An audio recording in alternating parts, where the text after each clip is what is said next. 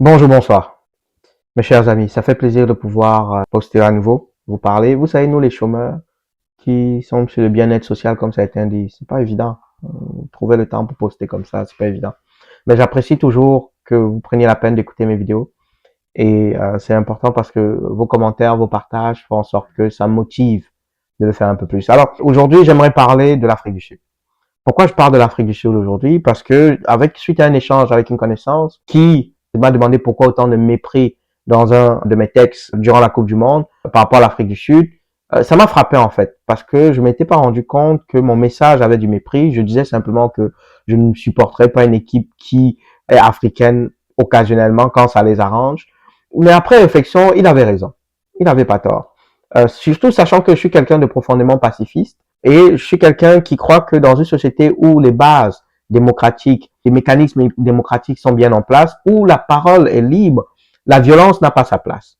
Si vous voulez le changement, vous avez simplement qu'à voter des personnes qui sont à même de pouvoir mettre en place votre changement. Dans le cas contraire, mais évidemment, vous devez vous taire. Mais la violence n'a pas sa place comme on le vit en Afrique du Sud en ce moment. Donc, c'est important que je vous dise ça parce que le pourquoi ce mépris, c'est que je me suis rendu compte que après avoir profondément analysé la mécanique de l'Afrique du Sud, du peuple sud-africain, que le peuple sud-africain est le peuple noir le plus lâche que j'ai jamais connu. Je vous dis, le plus lâche que j'ai jamais connu. Et avant que vous sautiez au créneau, laissez-moi développer, écoutez toute ma vidéo et mettez vos commentaires si vous n'êtes pas d'accord. Mais avant que je débute, laissez-moi vous mettre en contexte, comme j'aime souvent faire, comme je dis, mettre la table. La population noire, donc les Sud-Africains noirs, représentent 81,4% de la population globale. Les Sud-Africains blancs représentent 7,3% de la population globale. Les Sud-Africains d'origine indo-asiatique, chinois-indiens, ne représentent que 2,7% de la population globale. Alors, il est très important que je vous rappelle, et je mets les Sud-Africains avant de mettre les origines, les origines, oui, on peut dire ça comme ça, comme origine ethnique, parce qu'ils sont tous Sud-Africains. Que ce soit parce qu'ils sont descendants de colons ou parce qu'ils ont eu la nationalisation, ils ont été naturalisés, ce sont tous des Sud-Africains et on fait face à un problème sud-africain. C'est d'abord important que je mette ça au clair pour tout le monde. Vous devez savoir que les revenus moyens des Sud-Africains blancs sont supérieurs de 3 à 4 fois les revenus des Sud-Africains noirs. On est dans un pays africain où la majorité de la population est noire. C'est important qu'on mette ça en contexte. Vous devez comprendre que la mesure, il y a un ratio qui permet de mesurer les inégalités de richesse dans un pays. Je crois que ça s'appelle le ratio de Gini ou Gini, G-I-N-I. Ça mesure entre 0 et 1. En Afrique du Sud, c'est 0,75. Ça veut dire que l'Afrique du Sud fait partie des pays aux inégalités les plus élevées sur la planète.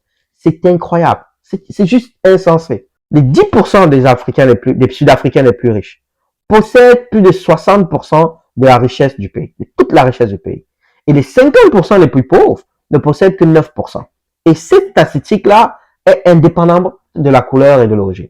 C'est important que je vous remette encore une fois dans le contexte dynamique, de la dynamique et du challenge, de la lutte des classes que nous allons vivre, que nous vivons depuis une dizaine d'années et qui va se renforcer. Mais permettez-moi de vous donner d'autres statistiques. 94% d'une catégorie de la population sud-africaine qualifiée de chroniquement pauvre. Chroniquement pauvre, ça veut dire que même sur les 2 prochaines générations, les enfants, vos enfants, les enfants de vos enfants, et peut-être même les enfants des enfants de vos enfants, resteront et mourront pauvres. Quand on parle de pauvreté chronique, c'est que c'est résiduel, ça ne disparaît pas. Ou les chances d'en sortir sont infiniment minces, proches de zéro. 94% de cette catégorie de la population est noire. Et les noirs représentent 81% de la population nationale. Ah, gardez ça en tête. Il y a une donnée qui est intéressante, c'est que 66% de la catégorie classe moyenne est noire. Ça, c'est très intéressant. Mais vous allez voir là où ça m'a fait tilter. C'est que 20,5% de la classe moyenne est composée des Sud-Africains blancs et indo-asiatiques. Mais pourtant, les deux ne représentent que 10% de la population. Vous voyez déjà que le ratio commence à être un problème. 65,4% de la catégorie élite, donc on va parler de classe moyenne supérieure, riche, ultra riche, super riche et ultra riche. 65,4% de cette catégorie-là est principalement constituée de blancs et de la population indo-asiatique, qui, eux, ne représentent que 10% de la population sud-africaine. Vous voyez qu'on a un problème. Je vous rappelle, c'est un pays à majorité à 81% noir, situé sur un continent noir. Et techniquement, on est censé avoir dépassé la colonisation. On a un pays où 75% des familles noires vivent en dessous du seuil de pauvreté. Ça, c'est l'Afrique du Sud. Le taux de chômage en Afrique du Sud est à peu près de 50%. Et au sein de la population noire, il oscille entre les 40 et 45% à peu près, au sein de la population noire complète. Mais auprès des jeunes noirs sud-africains, on parle d'un taux qui dépasse les 50%. 50-55%, certaines études statuent au niveau de 55%. Le chômage ne touche pas que la population noire, évidemment. D'accord? Mais c'est très intéressant parce que chez les Indo-Asiatiques, il n'est que de 19,5%. Et eux, ils représentent 2,7% de la population. Chez la population blanche, sud-africaine blanche, il oscille entre 8 et 11,7%. Et eux, ils ne représentent que 7,3% de la population sud-africaine. Au niveau du corporatif, des gestionnaires, tout ce qui est poste de gestionnaire, super gestionnaire, vice-présidence, président d'entreprise, au niveau du privé. Et ça, c'est choquant. Au niveau du privé, 66% de ce qu'on appelle le top management est occupé par la population, les Sud-Africains blancs et indo-asiatiques. Alors que seulement 14% du top management est noir. Dans un pays où 81% de la population est noire. Et un pays situé en Afrique noire. Vous voyez la grossièreté des disparités. Au niveau agricole, entre 72 et 73% des terres agricoles cultivables, exploitées par le privé, sont détenues par des Sud-Africains blancs, qui ne représentent que 7,3% de la population, versus 81% de noirs. Au niveau des urbains et résidentiels, quand je l'ai vu, ça m'a fait plaisir. Au début, mais j'ai creusé un peu plus, ça a été un peu plus compliqué. Au niveau de la propriété, parce qu'en Afrique du Sud, il fonctionne par parcelle. On va pas dire que tu possèdes un appartement ou une maison, tu possèdes une parcelle, donc c'est la terre avant tout. 56% dans les zones urbaines, dans les grandes villes, des parcelles sont occupées par les Noirs. Sauf que, là où ça devient intéressant, ce sont des parcelles qui, sur le marché immobilier, ont 3, voire parfois 5 fois, dans certains cas 10 fois moins de valeur que les parcelles occupées par la population blanche, les Sud-Africains blancs. Donc, oui, les Sud-Africains noirs ont 56% des parcelles en zone urbaine, mais les Sud-Africains blancs ont un pourcentage moins élevé, par contre, qui a une valeur foncière supérieure aux Sud-Africains noirs. Écoutez, l'Afrique du Sud vit encore un racisme systémique profond et visuel, concret. Il y a des immeubles résidentiels en Afrique du Sud où les Noirs ne peuvent pas vivre. Vous ne pouvez pas y acheter un appartement et vous ne pouvez même pas y louer. Il y a des quartiers entiers, des gated communities, où les Sud-Africains noirs ne peuvent pas y vivre. Et le peu de Sud-Africains noirs qui y vivent, souvent vont être des descendants, que ce soit direct ou dans la mentalité, de ce qu'on qualifiait à l'époque d'esclaves de maison. Donc, ils vont transférer de génération en génération. C'est une mentalité d'esclaves soumis qui préférera le compatriote blanc à un compatriote noir, voire même l'étranger blanc à un compatriote noir. Et c'est très important que vous teniez compte de ça, parce que ça va même plus loin. En Afrique du Sud, il y a une ville qui existe aujourd'hui, en Afrique du Sud, où les Noirs ne peuvent pas rentrer, ni travailler, ni avoir de propriété. D'ailleurs, si vous croyez que je vous raconte n'importe quoi, tapez sur Google Orania. Ils détiennent en plus leur propre monnaie. Dans un pays à 81% noir, situé sur un continent noir, dont la population, encore une fois, est à 81% noire. Est-ce qu'il n'y a pas un problème? C'est pas que les Sud-Africains blancs ne sont pas Sud-Africains. Moi, je décris ici la mécanique, le système en lui-même. Le système en lui-même est problématique. Donc, vous comprenez mon mépris. Mon mépris lorsque je vois un peuple sud-africain incapable de demander des comptes à leurs compatriotes sud-africains blancs, indo-asiatiques qui détiennent, certains parlent jusqu'à 90%, 75% de la richesse.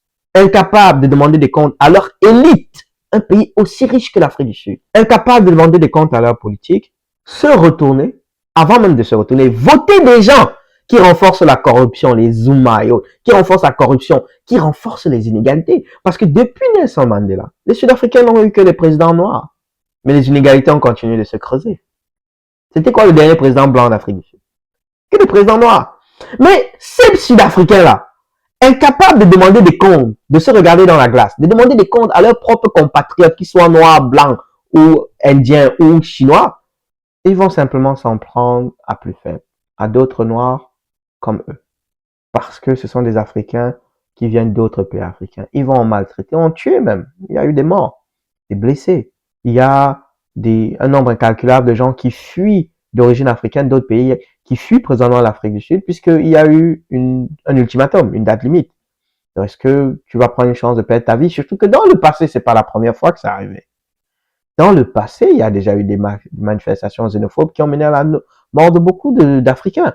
Et même, on en parle peu, mais chaque année, il y a des immigrants africains qui se font tuer en Afrique du Sud par d'autres Noirs qui les accusent d'avoir volé leurs biens. Mais déjà, il y a 10 ans, quand ils ont fait les premières manifestations pour chasser les Noirs, ceux qui ont récupéré les boutiques des autres Africains, est-ce qu'ils ont engagé d'autres Sud-Africains?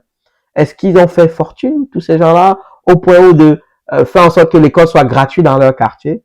Non. La réponse est non, non, et non, et non, et non.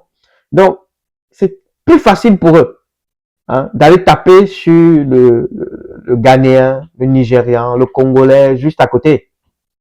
C'est plus simple que de se lever le matin d'aller voter pour quelqu'un d'autre. Puis, de toute façon, les gens qui votent ont quand même sont trempés dans des affaires de corruption. L'ANC, c'est un parti corrompu. Des affaires après des affaires de corruption, de détournement, de vol, d'exploitation d'autres Noirs. Donc, vous comprenez que si ça ne vous fait pas réfléchir sur l'affirmation que j'ai donnée au départ, je ne peux rien pour vous. Parce que quelqu'un qui préfère s'attaquer à son propre frère, au lieu de faire face à l'étranger qui les appauvrit tous les deux, ou même son proche qui les appauvrit tous les deux, c'est extrêmement lâche. Extrêmement lâche. J'ai pas d'autre chose qui me vienne à l'esprit que du mépris. Mais il y a une chose qui est certaine, c'est que ma réflexion est que l'Afrique du Sud a encore tous les éléments d'une colonie. On a juste naturalisé les colons. Tous les éléments. Très important. Et quand je dis ça, je veux préciser, il faut que je m'excuse. Les descendants de colons sont sud-africains. L'expression naturaliser les colons, c'était visuel. D'accord? À cause de la différence de peau. Mais l'Afrique du Sud a tous les mécanismes d'une colonie. Que ce soit visuel, ou mécanique ou fondamental. Et un pays exploité majoritairement par les descendants d'anciens colons ou par des descendants de nouveaux colons, on va dire ça comme ça, sans vouloir les froisser, vous n'avez en réalité que vous-même à condamner. Vous ne pouvez pas condamner ces jeunes Africains qui viennent avec le rêve sud-africain vouloir changer leur vie. Parce que si vous acceptez l'immigration indo-asiatique ou occidentale, je ne comprends pas comment vous pouvez refuser l'immigration africaine. Vous voyez ce que je veux dire? Donc, c'est ce problème mental avec lequel j'ai beaucoup de difficultés. Beaucoup de difficultés. Et par conséquent, parce que pour moi, vous êtes encore une colonie, oui, l'Afrique a beaucoup à apprendre de vous pour ne pas répéter vos erreurs, mais vous n'avez aucune leçon de morale à donner aux pays africains. Et par conséquent, c'est pour cela qu'aujourd'hui, j'ai ce sentiment de mépris. En espérant peut-être que dans 10 ans, le peuple sud-africain, blanc, noir, indo-asiatique se réveille et crée une société beaucoup plus juste et crée un Wakanda à l'africaine. Parce que vous seuls, présentement, avez le potentiel déjà engagé pour créer un lieu où tous les Africains, peu importe leur couleur de peau, puissent se retrouver, vivre en paix dans une société avec le moins d'injustice et le moins d'inégalité possible. Mais encore une fois, ça reste votre responsabilité. Et son échec sera votre responsabilité. Et pas celle de ces quelques personnes qui représentent à moins de 5% ou moins de 10% de la population parce qu'ils sont immigrants en recherche de travail. Pensez-y.